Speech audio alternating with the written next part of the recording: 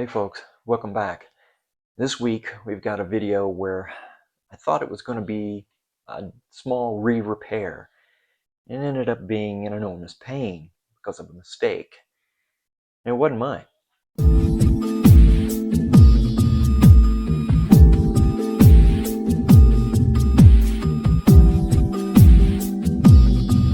Okay, this is my Trs-80 Model 4 gate array computer that I've had before, and I've done a video on it before because I've repaired the keyboard where the keys were going to hell. And I took the keyboard and I either took each key apart and cleaned it thoroughly, or if the carbon dot on the key was degraded, I used a carbon paint. And actually that's done pretty well over the years. It's held up. I've had a couple of keys go a little wonky, but in general, it was a good repair, and it's held up for what, I don't know, it might be 2 or 3 years. But I was getting ready to use it a while back,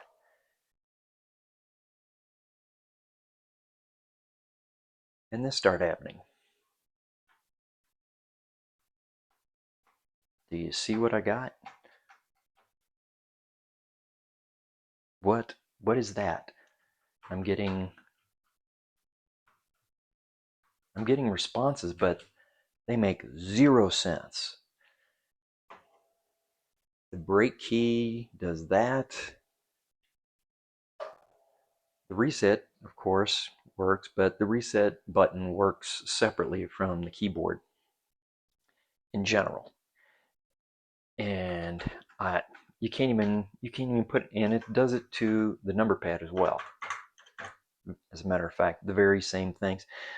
It's those graphic keys that are, I don't know, what is it? It's like at 155 to 192, those subgraphic characters that's in the system. And I thought, well, we have humidity problems here, we have dryness problems here, and I thought my repairs were going bad quickly. So I thought it was going to be a keyboard repair video. And in a way it was, but in many ways is not. Thinking it was going to be a keyboard repair, I had gotten, instead of carbon paint, I thought that was failing, and I bought some carbon dots. And I thought it was going to be a re-repair of the keyboard. But I would take a key out and I would repair it, and I put in a carbon dot and I put the key in, and it does the exact same thing. The keys are not acting up. The keyboard's acting up. So let's open it up and take a gander and see what we can see. Okay, I pulled up the SAMS Photofax for the Model 4 gate array system, and I've zoomed in on the keyboard section, and here's what it is. Now, the keyboard matrix is here. One leg of each key is on an address line, A0 to A7. In this picture, going down horizontally, one leg of every key is connected to an address line. In the other direction, the other leg of a key is connected to what's going to be the output lines for this, so it can be recognized and dumped onto the data lines. Now what happens is that here's the inverter buffers for addresses 0 through 5, and then 6 and 7 are here. But what happens is you got activity on the address lines. This side is held low because no key is being pressed. Once you press a key and you complete the connection, you get output on that line depending upon which address that particular key is on.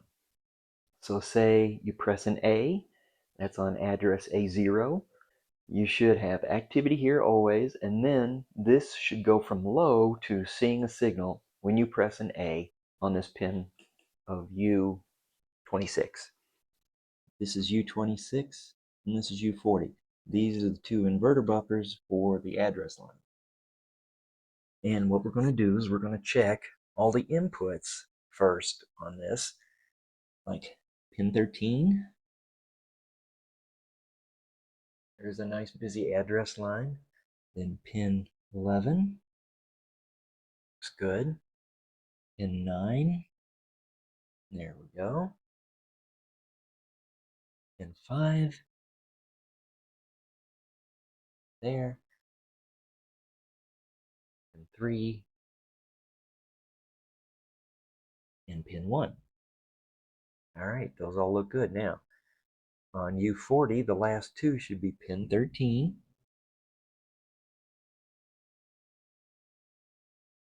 Looks good. And pin 11. Looks good. So all the address lines are active and are showing up on these chips. Now, what's going to happen is when you press a key, the corresponding address output line goes high with a signal and is sent on down the road. And I'll show you. First, I'll show you that it's inactive and set for low. Let's see, U26 is pin 12. Okay, see, there's nothing there. Being held low. Pin 2, pin 8. See, they're all low and waiting for an input. Now let's pick pin 12 again. That's this one.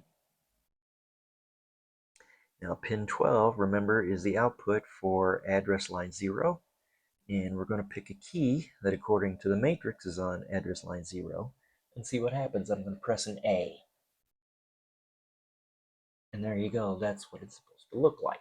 Let's follow it up with the rest of the pins. Now pin 10 here.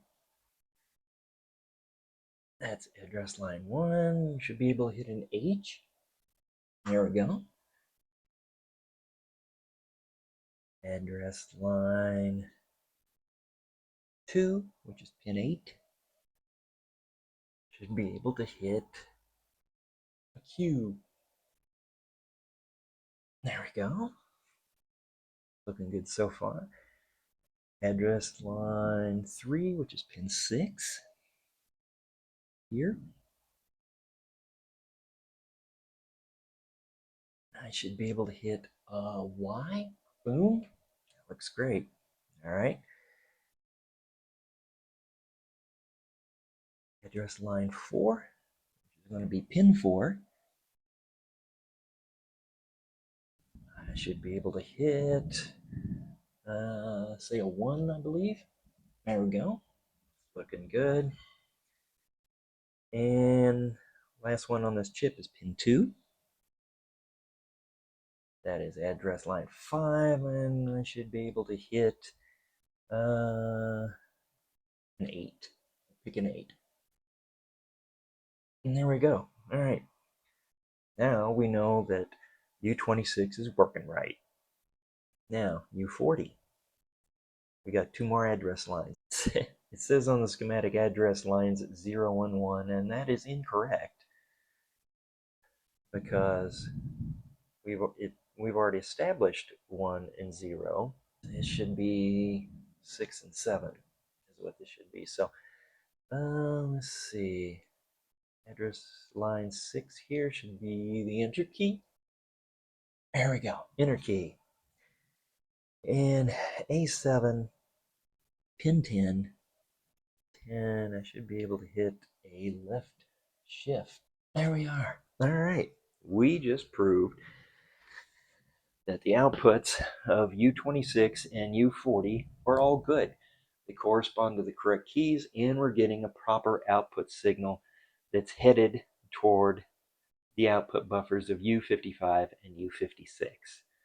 So now we need to check the inputs of those 2 chips and see if they're receiving the signal. Now, U55 and U56 are these 2 chips here.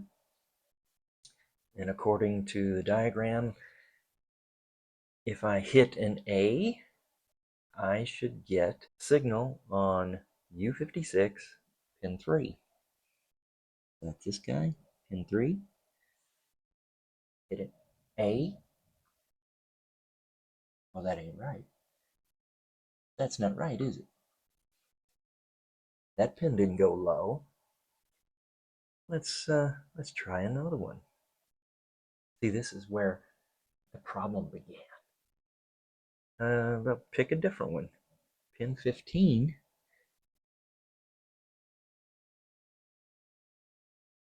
Right there.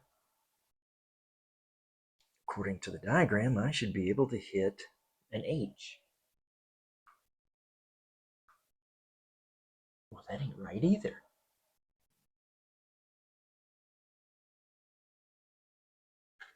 So what the heck's wrong? Well, I spent way too much time trying to figure out this mess and wondering what I'm missing. I kept thinking maybe the cable is shorted and something's going from one thing to another, but I had address lines that were busy, and when you hit the proper key, the output came on out. And another thing that makes it very confusing is I just pressed an A and it didn't show up on the input of U56 like the schematic said it did. But if it didn't have any kind of input, how come when I hit an A, I get a garbled character? I mean, that's not the right input, but it's an input.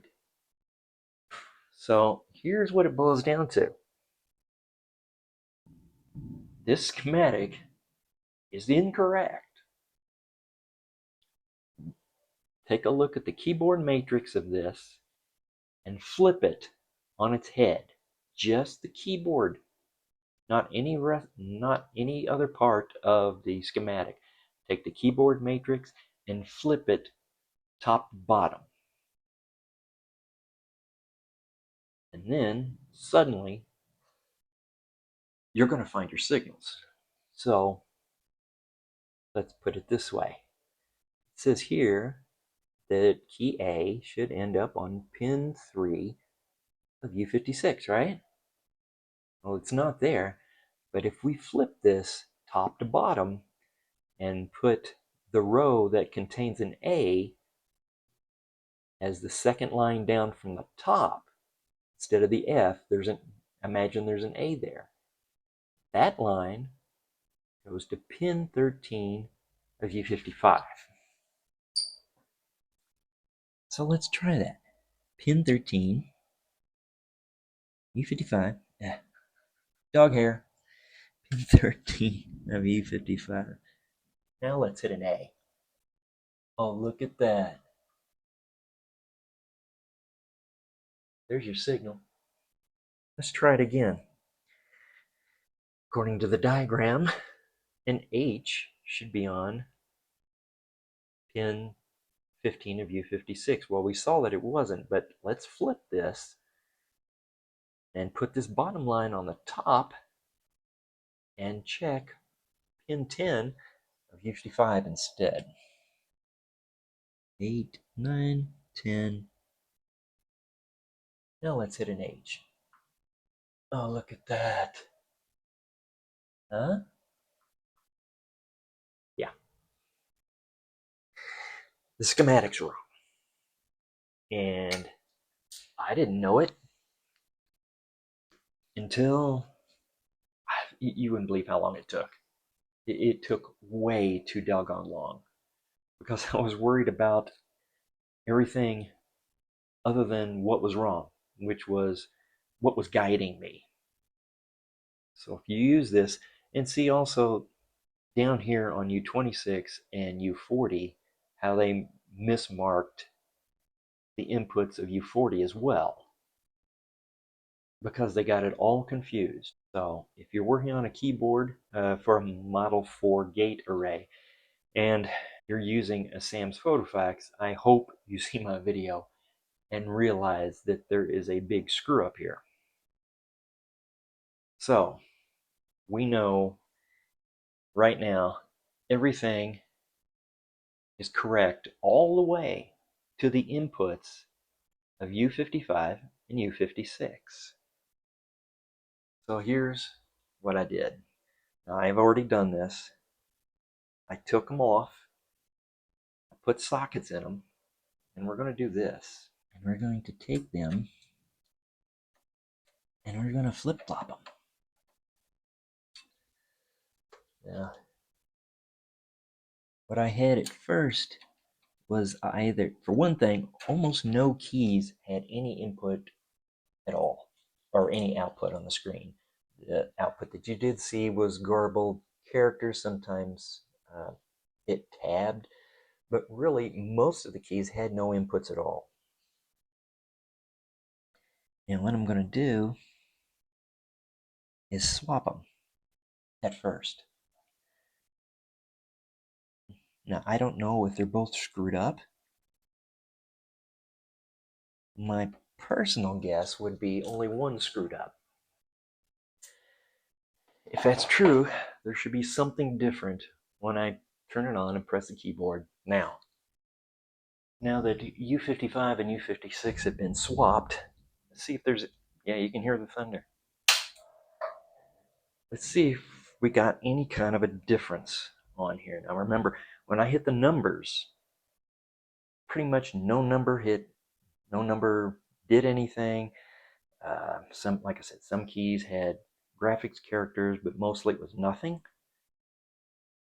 Oh, look. I'm not getting, look at that. I'm not getting full control, but I got most.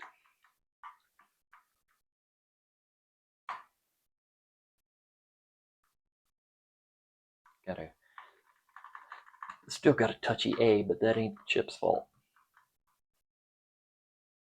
Notice I've still got some keys not working, but many more are. That's because when I swapped them, I'm assuming the first chip, which is U55, is the defective chip. And that's the one that had control of most of the address lines. The other chip, U56, only has 2. So I swapped them, and now only keys that involve those last 2 address lines are having difficulty. So to take care of everything, we're going to replace both of them with new chips. Okay, in case you're ever wondering what you need, hex inverter buffer 3-state outputs. So let's remove these guys.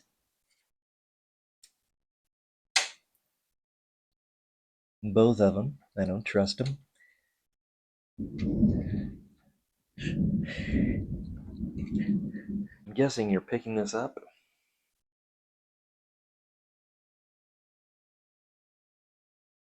We needed the rain. And we replace them with these guys. There's one.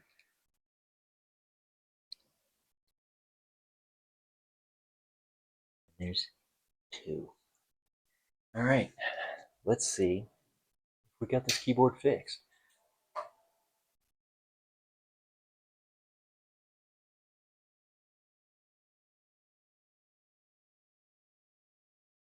Now they're all working.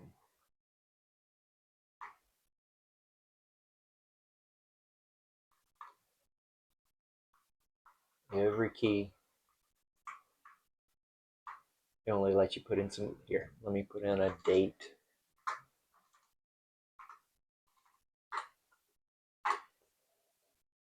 So we can hit some keys.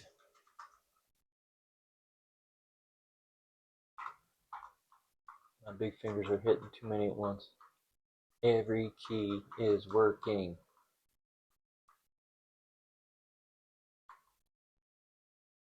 And working very well, actually. My keyboard wasn't screwed up. I had a new problem with guidance that was wrong. Took forever. But, well, at least I didn't have to repair any keys. Well, hope you found this information helpful, and join me on the next video. Thanks a lot. I'll see you.